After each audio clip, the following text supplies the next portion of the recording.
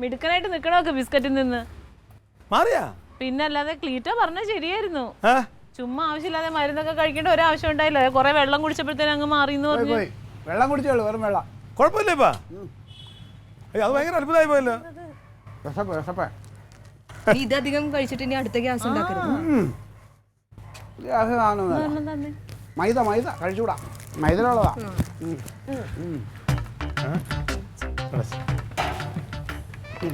അളിയാ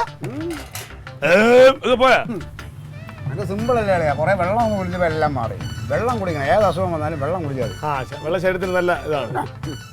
ആ ശരി നമ്മുടെ അഴുക്കൊക്കെ ഉണ്ടെങ്കിൽ അങ്ങ് പൊയ്ക്കോളൂ അല്ലേ വാട്ടർ തെറാപ്പി എനിക്ക് വേണ്ട സ്കെറ്റ്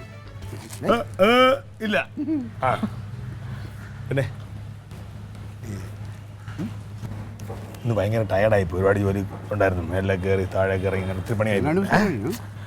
ആഹാരത്തിന് രണ്ടെണ്ണം അടിയാ കുളിച്ചിട്ടെ എന്നിട്ട് സാധനം ഇടാമോ എന്നിട്ട് ആഫ്രിക്കൻ റമ്മ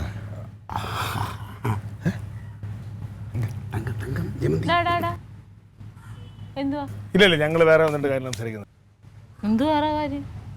അല്ല ഏട്ടന്റെ മുഖത്തൊരു കള്ള ലക്ഷണം ഉണ്ട് നീ നേരെ നോക്കിയാണേ നേരെ ചിരിച്ചോണ്ടിരിക്കണ എന്നെ കുഴപ്പമില്ല അവൾ ഇങ്ങനെ ഉണ്ടർ കണ്ടു നോക്കിട്ടാണ് ഇടി മഞ്ഞപ്പിത്ത വന്നാൽ എല്ലാം മഞ്ഞപ്പിത്തായിട്ട് തോന്നും അവന് ചായ വേണമെന്ന് ചായ ഉണ്ടാക്കി കൊടുക്കുക ചായ അല്ല അവർക്കറിയാം നീ ചുമ്മാ എന്തൊരു കുഴപ്പമില്ല തങ്കം ഇപ്പം ഭയങ്കര പ്രശ്നമാണ്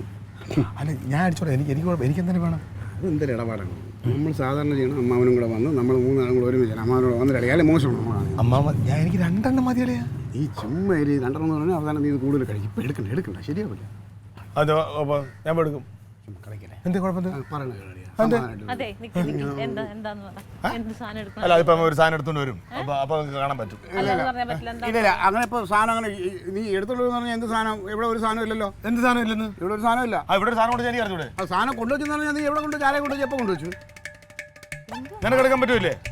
എന്റെ വീട്ടിൽ ഇരിക്കുന്ന സാധനം അങ്ങനെ എടുക്കാം വേറെ ആർക്കും ഞാൻ സമ്മതിക്കില്ല എന്താ കൊള്ള കാര്യം തന്നെ പറഞ്ഞു എന്റെ കൈ കുരുവൊന്നുമില്ല